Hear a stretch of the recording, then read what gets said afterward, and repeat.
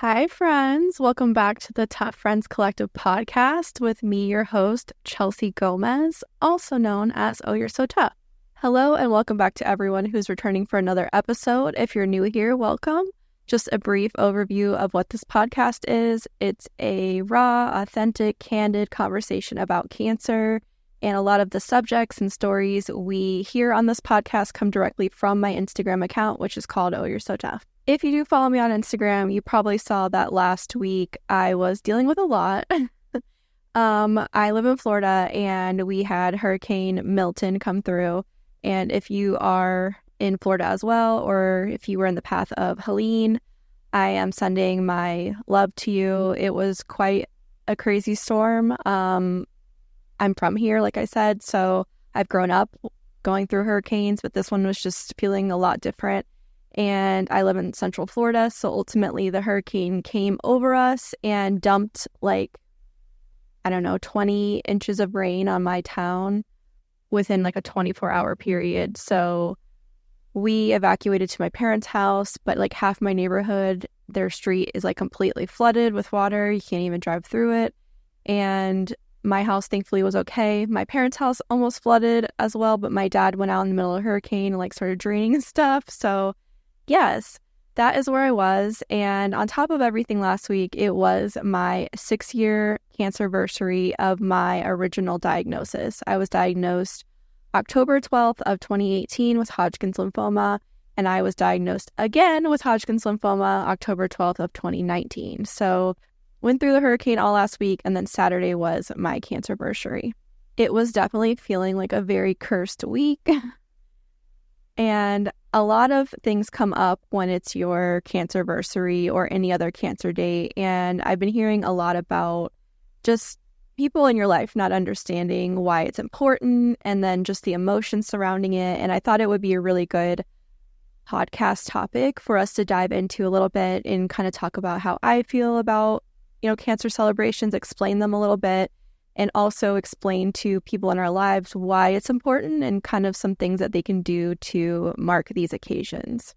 I am wearing my Not Dead Yet crown, which is something that I created and sell through my Etsy shop, which is something that people buy and wear on their Cancerversary or any other dates that they have that are special. So that is one thing you can do, is get something special for yourself to mark the occasion. I figured since I literally made these, I should be wearing one in this video. I also have cake toppers, so all my links and stuff are below. So no pressure, but just if you're wondering, if you're watching the YouTube version, why I'm wearing this, that is why.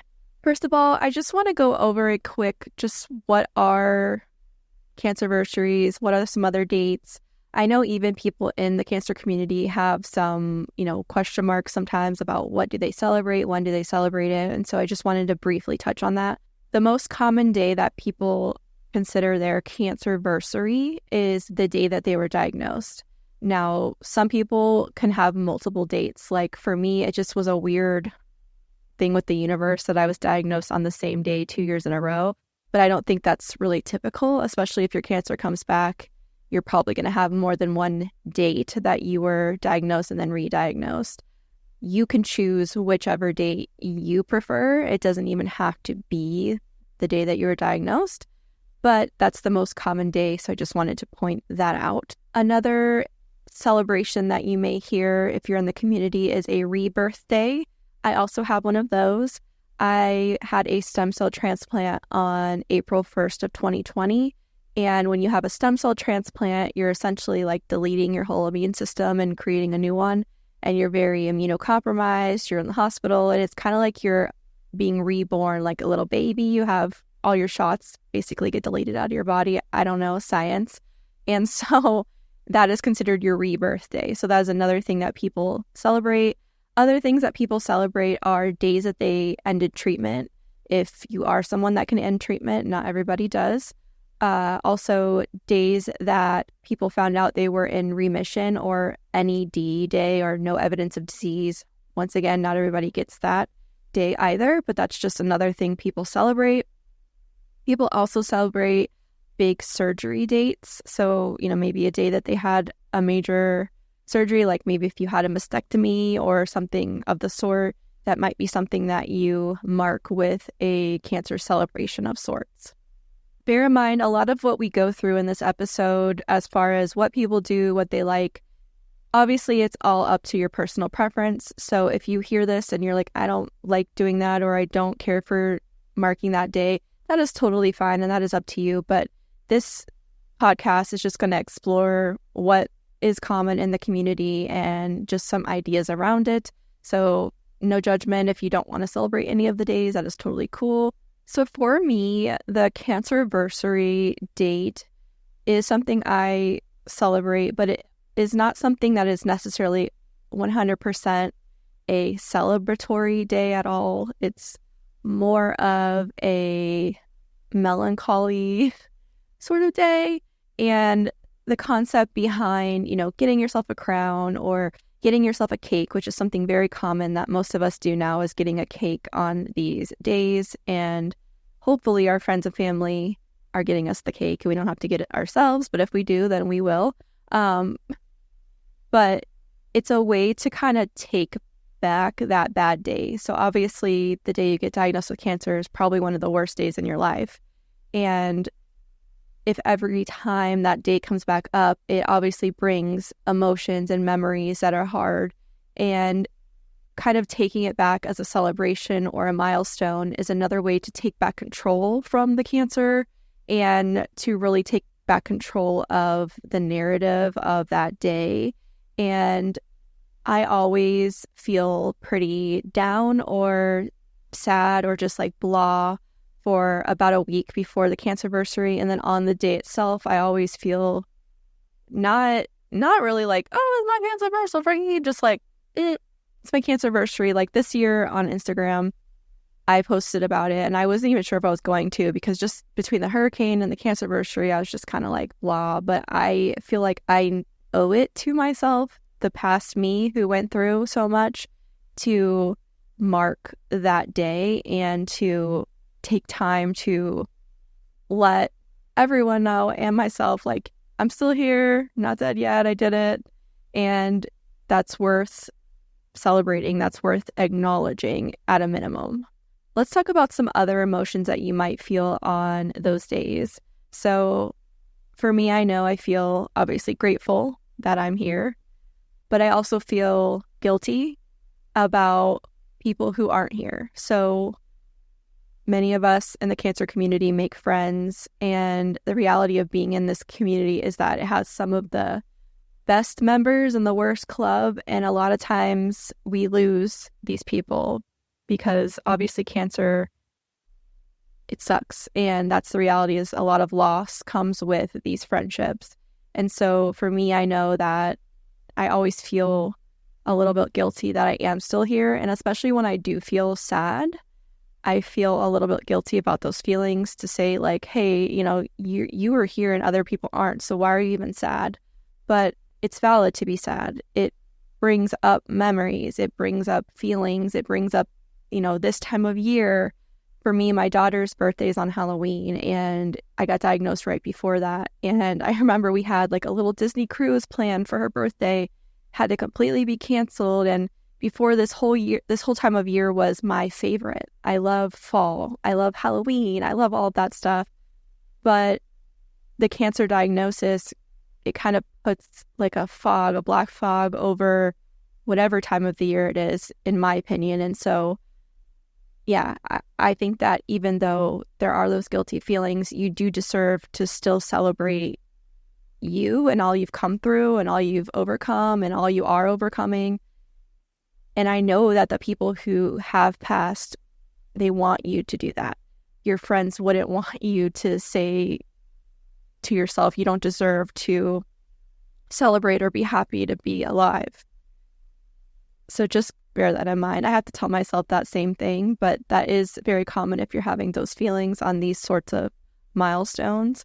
And along with the sadness of that sort of day, it's like a reflection on all the stuff that you lost. So I know many of us in the community feel like there is a before cancer life and after cancer life. And that doesn't mean after cancer leaving your life. It means like before you were diagnosed and after you were diagnosed, like your whole life and outlook and even sometimes your personality can really be markedly different from the day before you were diagnosed to the you after cancer entered your life. And so I think, when I look back on pictures of right before I got sick, I feel really sad for that person. I feel like I wish I could warn you. I wish that you spent your healthy days being happier and didn't try to live for everyone else. And so all of that starts swirling around every time I go back and look at the pictures of that time, or my phone does a stupid slideshow, which is like your best moments ever. And then it puts all like the chemo memories, or like when I was getting a biopsy or cutting my hair off, or like my hunks of hair holding in my hand, my videos all put together in some stupid slideshow. And that's shown to me around this time of year, or my Facebook memories, just cringe and upsetting, and just so many different emotions around this time that I want you to know, if you have those similar feelings, are totally normal. And to me, another reason to try and take back control over this event. Another thing that I noticed for me is that it really varies year to year how I feel about things. When I was very close out of treatment, like 1 year, 2 years, 3 years, which is kind of, the 6 years is misleading because I obviously did relapse. And so although it's 6-year Cancerversary, I'm only 4 years out of my stem cell transplant, which is like marked like the end of my treatment per se.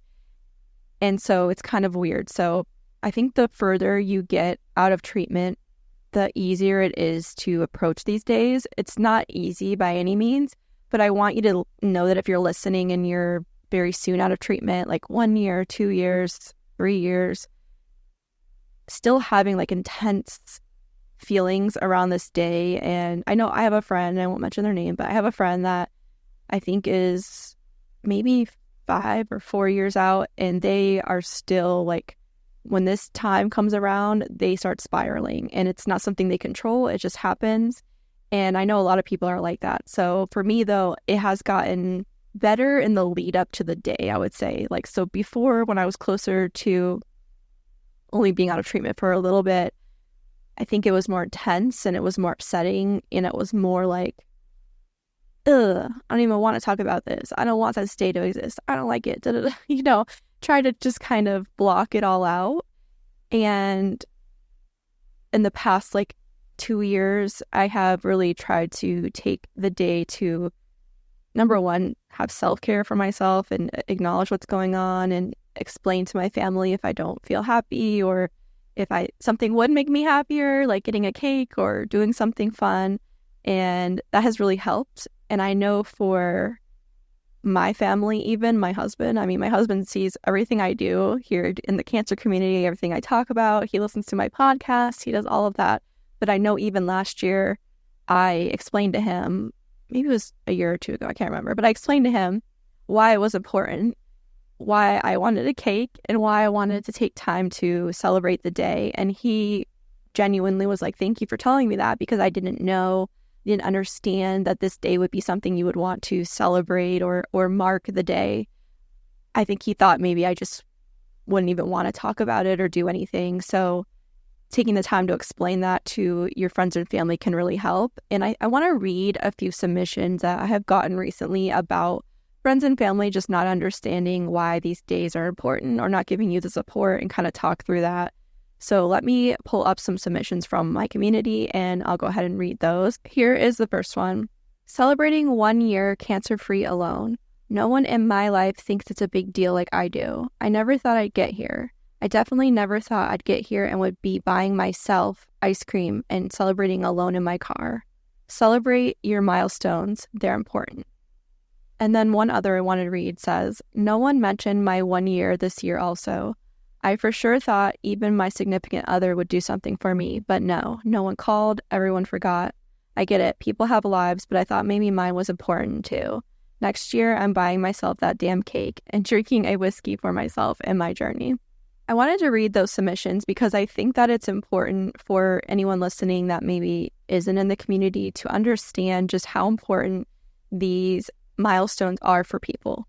Not everyone, but a lot of people. And so I like I said, I had to explain to my husband, and that's even me. Okay, so I do think that maybe we do have to better educate people about why this is important, what feelings we have on those days, why we want to celebrate it, or even the concept of the community making this a thing. I mean, you don't even have to make it about you if you're not comfortable talking about your feelings. Just like, hey, this is something that the community does. Can you make it happen for me? And while I am like one of those people that will like remember if somebody said something like a year ago and they wanted something special, and I'll like try to research it and find it and make it happen for them, the reality is like a lot of people aren't like that. And so I know for me, I can get my expectations up really high about certain things or people and thinking that everyone is thinking like I do. And that's not true. And it doesn't make it hurt any less, especially when you are one of those people that is like, oh, I am remembering these days for people. I make things special for other people. And when people don't do that for you, it can feel like a slap in the face. I mean, that's just the reality of it. And I struggle with like knowing, even with me, I had to tell him and explain it. But then on the other hand, I'm like, why do I have to tell you and explain it? But so I have both conflicting emotions inside, but I understand that we need to also be well, that's a lot of understands, but we need to also be understanding of people who don't get it and who aren't in this community. Now, if you make it abundantly clear to people how important these days are and they still don't show up and still don't give a crap or don't do anything for you or just go, well, I think you should move on, I have a problem with that. I have a big problem with that. And I think it's BS. And I also think that, like that one person said, you should celebrate yourself. You should get your own cake. And I don't think you should share the cake. I think you should have every single dang piece for yourself, especially if you have somebody in your life like with that sort of attitude, because that's not fair. And we've gone through so much and are still going through so much in survivorship. Or if you have chronic cancer and you're never out of treatment, you deserve to celebrate every dang day and any day that you want. And it sucks when you don't have that sort of understanding or support. So I don't have much more to say about this topic just because I think it's pretty self-explanatory in a lot of ways. I mean, obviously, if you're from this community, you probably feel the same way, but also there's a lot of nuances to it. So I just want to say to you as a last like parting sentiment is you are worthy of being recognized, celebrated, all of the above. And if people in your life don't get it, that doesn't make you any less worthy of that sort of celebration and marking those days for yourself. And even if you just do it for yourself privately, you don't tell anyone, or if you don't feel like doing it at all, this is about you and what you want to do and what makes you feel comfortable. So don't let anyone tell you that you shouldn't do it. Don't let anyone tell you that you should. It's up to you. If you're asking me particularly, I think that you should celebrate yourself. And even if it's in some small way, you go to get a piece of cake at the store and eat it in your car, like, I think you should do it because it's weird when you go through something like cancer, you go back to living a normal, quote unquote, normal life. And so much of it isn't normal.